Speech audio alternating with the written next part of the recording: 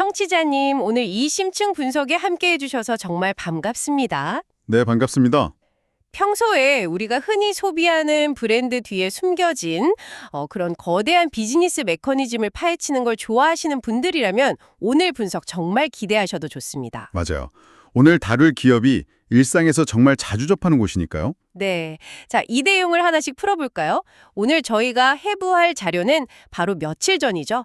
2026년 2월 23일에 발표된 도미노 피자의 2025년 4분기 및 연간 실적 발표 통화 녹취록과 8-K 재무 보고서입니다. 네, 아주 따끈따끈한 자료입니다. 사실 오늘 우리의 미션은 명확합니다. 바쁘신 청취자님을 대신해서 단순히 작년에 피자가 몇 판 팔렸다, 매출이 얼마 올랐다, 이런 표면적인 숫자를 나열하려는 게 아니거든요. 그런 숫자는 기사만 봐도 다 나오는 거니까요. 그렇죠. 이른바 과포화 상태라고 다들 말하는 퀵서비스 레스토랑, 즉 QSR 피자 시장에서 도미노 피자가 대체 어떻게 다른 경쟁사들의 시장 점유율을 막 훔쳐오고 있는지 네. 말 그대로 훔쳐오고 있죠. 그 이면에 숨겨진 비즈니스 전략이랑 정말 놀라운 수준의 기술 혁신을 낱낱이 파헤쳐보는 게 오늘 저희의 목표입니다. 오늘 분석에 합류하게 돼서 저도 아주 들떠 있습니다.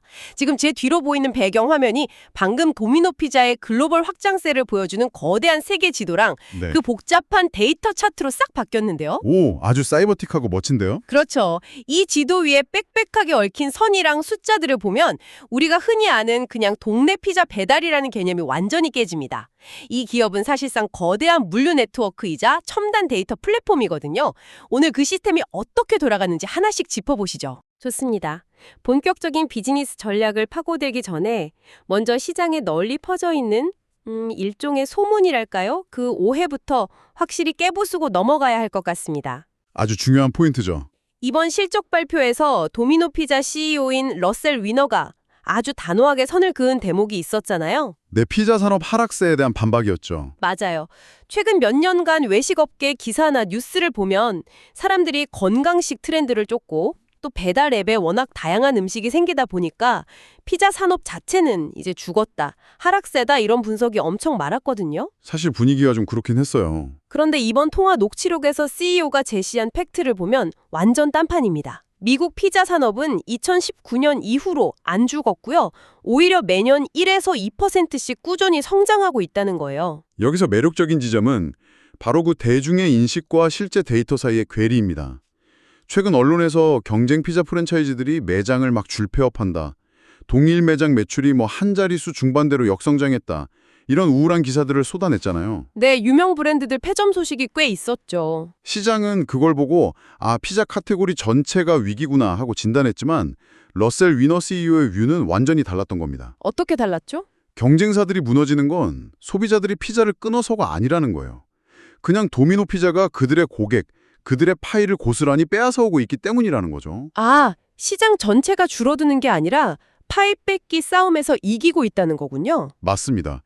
피자 파이 자체는 미세하지만 커지고 있고 도미노가 남의 조각까지 다 쓸어담고 있다는 게 진실입니다. 남의 파이를 가져오는 수준을 넘어서서 이번에 발표된 그 목표 수치를 보고 저는 제 눈을 의심했습니다.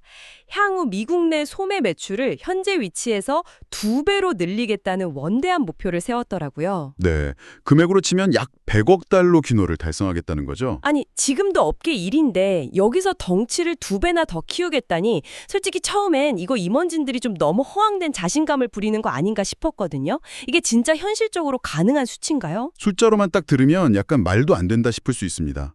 하지만 다른 QSR 리더들을 벤치마킹해보면 얘기가 달라집니다. 햄버거나 치킨 카테고리에서 1위 하는 기업들을 보면요, 자사 카테고리 내에서 점유율이 40%에서 많게는 50%에 육박합니다. 압도적인 지배력이네요. 그렇죠. 그런데 도미노 피자는 글로벌 1위이긴 하지만 아직 미국 내 점유율이 그 정도 수준에 도달하지 못했습니다. 미국 피자 시장이 영세한 지역 피자집들로 워낙 쪼개져 있거든요. 파편화가 심한 거죠. 동네 로컬 피자집들이 워낙 많으니까요. 네. 게다가 호주 같은 다른 글로벌 시장에서는 도미노가 이미 그 40에서 50% 점유율을 달성한 선례가 있습니다. 그러니까 경영진 입장에서는 이 2배 성장이 절대 뜬구름 잡는 소리가 아니라 아주 명확한 데이터에 기반한 도달 가능한 목표라는 겁니다. 흩어진 시장을 통합해서 진정한 독점적 1위로 가겠다. 뭐 이런 야심이군요. 그렇다면 그 목표를 이루기 위한 무기가 뭔지 살펴봐야겠죠. 이번 실적 발표를 관통하는 핵심 전략 이름이 참 재밌었습니다. 더 많은 것을 향한 갈망, 즉 헝그리 포 모어 전략이었죠. 네, 아주 직관적인 네이밍이죠. 이 전략을 이끄는 2가지 핵심 메뉴랑 프로모션이 있었는데 이게 진짜 묘수더라고요. 하나는 맛에 집중한 파마산 스터프트 크로스트였고 다른 하나는 가성비 끝판왕인 최고의 딜이었습니다. 네, 이 2카드를 동시에 꺼낸 건 굉장히 영리한 양면 전략입니다. 프리미엄 메뉴인 스터프트 크러스트는 돈을 조금 더 내더라도 맛있는 걸 먹겠다는 고객들의 평균 객단가를 쫙 끌어올려줍니다. 마진을 높이는 역할이군요. 그렇죠. 반면에 최고의 딜 프로모션은 요즘 인플레이션 때문에 외식비에 엄청 부담을 느끼는 분들을 정조준했습니다.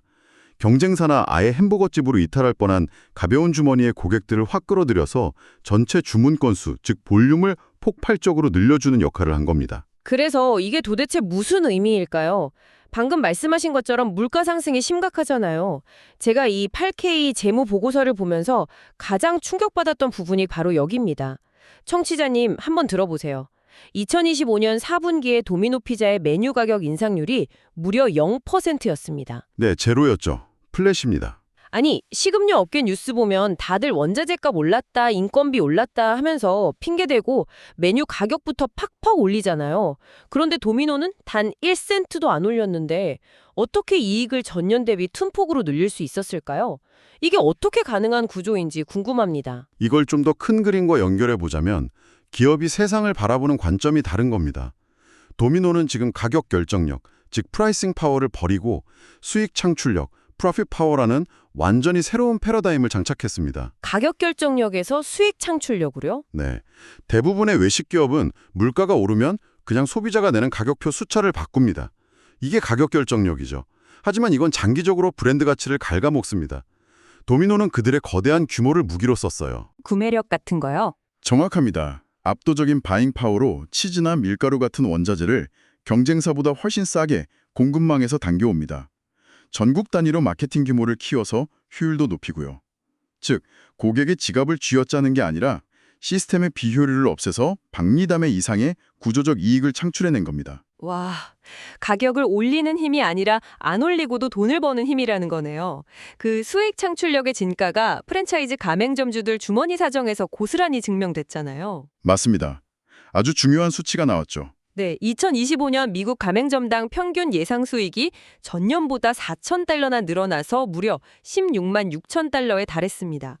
본사만 배부른 게 아니라 최전선에 있는 가맹점주들이 살맛나게 만들어졌다는 거, 이거 프랜차이즈 비즈니스에서는 핵심 아닌가요? 본질 중에 본질이죠. 점주의 이익이 늘어난다는 건 성장의 가장 확실한 선행 지표입니다. 다른 피자 브랜드 가맹점들이 적자 나서 가게 문 닫을까 고민할 때 도미노 피자는 작년 한 해에만 미국에서 172개 매장을 새로 열 수 있었습니다. 점주들이 자발적으로 매장을 더 여는 거군요. 네, 이익이 이렇게 확실히 보장되니까 점주들이 은행 빚을 내서라도 2번째, 3번째 매장을 오픈하는 겁니다. 완벽한 선순환이죠. 그 선순환을 미친 듯이 가속화한 채널에 대해서도 이야기해봐야겠습니다. 배달 피자의 대명사 도미노가 무려 2010년부터 키워온 전략, 바로 포장 주문 비즈니스입니다. 캐리아웃 비즈니스죠. 네, 캐리아웃. 이게 연평균 10%씩 복리로 성장하더니 현재 무려 44억 달러 규모가 됐습니다. 청취자님, 44억 달러면 어지간한 글로벌 기업 전체 매출보다 큽니다. 실제로 이번 실적 발표에서도 도미노의 포장 주문 매출 하나가 주요 경쟁사들의 전체 비즈니스를 다 합친 것보다 크다고 자랑했잖아요. 충분히 자랑할 만한 숫자입니다. 게다가 활성 사용자가 373만 명이나 되는 로열티 프로그램이 작년에만 20% 성장하면서 평소에 굳이 피자를 배달시켜 먹지 않는 가벼운 소비자들까지 매장으로 걸어오게 만들었어요. 포장 주문이 이렇게까지 커진 핵심 동력이 뭔가요? 일단 매장 입장에서 재무적으로 포장 주문은 황금알을 낳는 거위입니다. 배달기사 인건비 안 들죠. 오토바이 유지비 안 들죠. 마진율이 가장 높은 매력적인 채널이거든요. 배달 수수료가 영환이니까요. 그렇죠. 그리고 최근 소비자들이 배달비 오르는 거에 엄청 피로감을 느끼고 있잖아요. 도미노는 로열티 프로그램을 통해서 이 타이밍을 정확히 파고들었습니다. 고객한테 맞춤형 혜택을 줘서 퇴근길에 굳이 차를 세우고 피자를 직접 픽업해 가도록 행동 자체를 넛지, 즉 유도해낸 겁니다. 소비자 행동을 훈련시킨 거나 다름없네요. 그런데 이렇게 자기네 집, 그러니까 자사 앱 기반이 탄탄한 도미노가 최근 우버이츠나 도어대시 같은 이른바 애그리게이터, 배달 앱 시장에 뛰어들기 시작했습니다. 네, 3P 채널 진출이죠. 도미노는 원래 수십 년 동안 철저하게 자사 배달 1P만 고집하던 철옹성이었잖아요. 배달 앱에 들어가면 당연히 수수료도 떼일 거고 기존 앱 청선 고객들이 편한 배달 앱으로 넘어가 버리는 자기잠식 현상도 있을 텐데 왜 이런 영리한 회사들이 굳이 이런 동거를 시작한 걸까요? 바로 그 지점이 경영진의 아주 치밀한 계산이 돋보이는 부분입니다. 다른 레스토랑들이 초반에 배달 플랫폼의 편리함에 넘어가서 고객 데이터를 다 넘겨줄 때 도미노는 끝까지 버텼습니다. 버티면서 자사 1P 생태계와 로열티 앱을 철벽처럼 구축했죠. 기초 체력을 완벽하게 다진 거네요. 맞습니다. 그리고 그 체력이 완성된 2023년 말부터 아주 천천히 규율 있게 배달 플랫폼에 진입했습니다. 목적이 기존 고객을 이동시키는 게 아닙니다. 오직 우버이츠나 도어대시 앱 안에서만 밥을 시켜 먹는 사람들, 도미노가 자사 앱으로는 평생 만날 수 없는 완전히 새로운 고객들의 지갑만 열게 하겠다는 거죠. 아, 자기 파이는 지키면서 남의 파이만 뺏어오겠다는 거네요. 수익성을 깎아먹지 않으면서요? 네, 녹취록을 보면 이들은 수익성을 철저히 검증하면서 진입 속도를 통제하고 있습니다. 경영진이 우리는 아직 이 배달 플랫폼 내에서 우리의 적정 점유율, 즉 페어시아에 도달하지 못했다고 여러 번 강조했거든요. 적정 점유율에 도달하지 못했다는 건 뒤집어 말하면 2020년 이후로도 이 플랫폼들에서 뺏어올 매출 성장 여력이 엄청나게 남아있다는 뜻이기도 하네요. 정확합니다.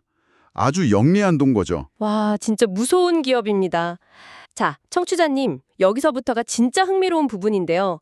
도미노 피자가 어떻게 밀가루 반죽 만드는 회사를 넘어서 실리콘밸리 뺨치는 테크 기업으로 진화하고 있는지에 대한 이야기입니다. 오늘 분석의 하이라이트라고 할 수 있죠. 제가 이 부분을 읽으면서 진짜 웃음이 다 났는데요. 고객이 스마트폰으로 주문 결제를 마치기도 전에 주방에서 이미 피자를 굽기 시작하는 기술이 도입됐다고 하더라고요. 이게 어떻게 가능한 건가요? 돔 OS라고 불리는 도미노 고유의 매장 운영 체제가 있습니다. 이게 AI 기반 예측 알고리즘이랑 결합된 건데요. 소비자가 앱에 들어가서 메뉴를 고르고 장바구니에 담은 뒤에 결제 화면에 머무르는 그 짧은 찰나의 순간 있죠. 네, 카드 번호 누르고 할 때요. 그 순간의 데이터를 알고리즘이 실시간으로 분석합니다. 그래서 이 주문은 95% 이상의 확률로 실제 결제까지 이어진다 라고 판단이 서면 고객이 아직 결제 버튼을 누르지도 않았는데 주방 모니터에 조리 지시를 내려버립니다. 결제가 안 떨어졌는데 반죽부터 펴는 거군요. 네, 주문 처리 속도를 극한의 0초 단위로 끌어올리는 혁신적인 기술입니다. 진짜 미쳤네요. 그런데 더 놀라운 건 속도보다 더 중요하게 여기는 기술이 따로 있다는 거였어요. 현재 한 6개 매장 정도에서 테스트 중이라는 오케스트레이션 엔진이라는 시스템인데요. 네, 이 기술이 정말 압권입니다. 패스트푸드는 무조건 빨리 나오는 게 생명이잖아요. 근데 이 시스템은 배달기사가 교통체증 때문에 매장에 늦게 올 것 같으면 시스템이 알아서 피자를 오븐에 넣는 타이밍을 지연시킵니다. 일부러 조리에 홀드를 걸어버리는 건데 왜 굳이 이런 지연 기술을 쓰는 거죠? 이 대목에서 도미노가 집착하는 가장 뾰족한 본질이 드러납니다. 바로 고객이 경험하는 피자의 퀄리티입니다. 피자는 온도에 살고 온도에 죽는 음식입니다. 식은 피자만큼 맛없는 게 없죠. 같죠. 옛날에는 주방이랑 배달 파트가 완전히 단절돼 있었어요. 주방에서는 5분 만에 피자를 다 구워놨는데 기사가 15분 뒤에 도착하면 그 피자는 열 보온 상자 안에서 눅눅해지고 수분이 다 빠집니다. 맛이 급격히 떨어지죠. 아, 그래서 기사가 오는 시간에 맞추는 거군요. 맞습니다. 오케스트레이션 엔진은 매장 주방의 조리 현황이랑 외부 배달 기사의 GPS 데이터를 실시간으로 동기화합니다. 마치 하나의 거대한 교향곡을 연주하는 것처럼요. 기사가 딱 매장 문을 열고 들어오는 그 순간에 피자가 오븐에서 스르륵 나오도록 초단위로 역산해서 조리를 시작하는 겁니다. 와, 완벽한 온도의 피자를 고객 식탁에 올리겠다는 엄청난 집념이네요. 데이터로 효율성이랑 품질이라는 두 마리 토끼를 다 잡아버렸어요. 기술이 비즈니스 본질을 극대화한 완벽한 사례죠. 이런 운영 최적화에 대한 광기는 오프라인 매장 내는 방식에서도 나타납니다. 보통 프랜차이즈 점주들이 제일 싫어하는 게 자기 가게 근처에 같은 브랜드 매장 또 들어오는 거잖아요. 상권 겹치면 매출 뺏기니까요. 제일 두려워하는 리스크죠. 그런데 도미노는 배달 구역을 막 쪼개서 매장을 바둑판처럼 계속 추가하는 매장 쪼개기 전략을 대놓고 핵심 성장 동력으로 삼고 있습니다. 이게 어떻게 점주들이랑 본사 모두한테 이익을 가져다주는 마법이 되는 건가요? 상식을 뒤집는 이 현상을 본사 경영진은 도미노 효과라고 부릅니다. 여기엔 아주 명확한 두 가지 이유가 있어요. 첫째는 아까 말씀드린 포장 주문 고객의 폭발적인 유입입니다. 상권을 반으로 쪼개서 그 중간에 새 매장을 열면 원래 있던 매장 고객을 뺏어오는 거 아닙니다. 그럼 누가 오나요? 거리가 멀어서 안 오던 새로운 동네 주민들이 걸어오기 시작합니다. 데이터상으로 신규 매장 포장 주문 고객의 무려 80%가 완전히 새로 유입된 신규 고객이에요. 80%나요? 간섭 효과가 생각보다 적네요. 네. 그리고 두 번째 이유가 진짜 핵심인데 배달 동선이 급단적으로 짧아집니다. 구역이 좁아지니까 기사 한 명이 1시간에 3번 배달하던 걸 5번 할 수 있게 되죠. 회전율이 높아지면 배달은 빨라지고 고객 만족도는 폭발하고 건당 배달 원가는 뚝 떨어집니다. 아, 매출 간섭을 운영 효율성으로 완전히 덮어버리는군요. 맞습니다. 결국 쪼개면 쪼갤수록 거대한 수익 시너지가 터지는 구조죠. 진짜 이름처럼 모든 경쟁을 쓰러뜨리는 도미노 효과네요. 그렇다면 이런 고도화된 전략이랑 기술 인프라가 재무제표에 어떻게 숫자로 찍혔는지 8-K 보고서 수치들을 좀 요약해 볼까요? 네, 숫자가 아주 화려합니다. 2025년 글로벌 소매 매출이 21억 달러를 돌파했습니다. 4분기 주당 순이익, 즉 EPS는 전년 동기 대비 9.4%나 늘어나서 5.35달러를 찍었고요. 잉여 현금 흐름도 6억 7,150만 달러나 창출했습니다. 기업이 돈을 얼마나 긁어 모았는지 보여주는 성적표죠. 그 막대한 잉여 현금이 앞으로 돔 OS 같은 기술 고도화나 글로벌 확장에 미친 듯이 쏟아부어지겠죠. 사실 글로벌 성과야말로 이 기업의 진짜 저력입니다. 국제시장에서 무려 32년 연속 동일 매장 매출 성장이 되는 진기록을 썼거든요. 32년 연속이요? 정말 경이로운 수치네요. 특히 중국이랑 인도 시장 폭발력이 엄청납니다. 작년 한 해 동안 이 두 국가에서만 무려 600개 가까운 매장이 순증가했어요. 도미노의 모델이 국경과 문화를 초월해서 완벽하게 작동하고 있다는 증거죠. 전 세계 어디서든 가성비랑 배달 효율성의 법칙은 다 통한다는 거군요. 자, 그런데 아무리 완벽해 보이는 실적 발표라도 어두운 면은 있는 법이잖아요. 경영진이 아주 솔직하게 털어놓은 당면 과제들도 분명히 있었습니다. 네, 리스크 없는 기업은 없으니까요. 국제시장 파트에서 유독 호주 시장을 담당하는 마스터 프랜차이즈 DP의 부진에 대해서 비중 있게 언급했어요. 호주가 도미노한테 엄청 핵심 시장일 텐데 상황이 꽤 안 좋은 모양이더라고요. 경영진도 그 부분을 숨기지 않고 짚고 넘어갔습니다. 호주 DPE의 실적 악화가 국제 부분 전체 실적을 좀 갉아먹은 게 사실이거든요. 하지만 우리가 투자자로서 주목해야 할 건 이들이 위기를 대하는 태도입니다. 어떻게 대처했나요? 그냥 방관하지 않았습니다. 업계 경력 30년이 넘는 베테랑 앤드류 그레고리를 DP 신임 CEO로 즉각 투입했고요. 도미노 본사의 최고 재무 책임자랑 국제부문 책임자가 직접 호주 현지로 날아가서 강도 높은 턴어라운드 작업에 착수했습니다. 본사 임원들이 직접 팔을 걷어붙인 거네요. 그렇죠. 리스크가 터졌을 때 즉각 개입해서 리더십을 교체하고 문제를 해결하려는 모습이 오히려 시장에는 강한 신뢰를 줍니다. 이 대목에서 아주 중요한 질문이 하나 떠오르는데요. 다른 경영 환경 리스크는 없었나요? 재무 데이터를 자세히 보니까 4분기에 본사가 직접 운영하는 직영점들의 총 마진율이 전년 대비 5.4%포인트나 훅 떨어졌더라고요. 아주 예리하게 보셨습니다. 매출은 늘었는데 이익률이 꺾인 거죠. 네, 그 가장 큰 원인으로 예상치 못한 보험료 상승이 지목됐어요. 맞습니다.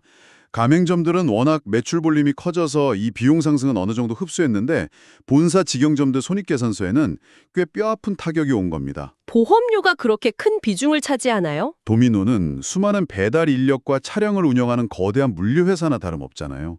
이 보험료 상승 리스크는 도미노만의 문제가 아니라 미국 외식 산업과 물류업계 전체가 직면한 거시적인 고정비 상승의 압박을 단적으로 보여주는 겁니다. 아, 배달기사들 사고 위험이나 차량 보험료가 엄청 올랐겠네요. 네.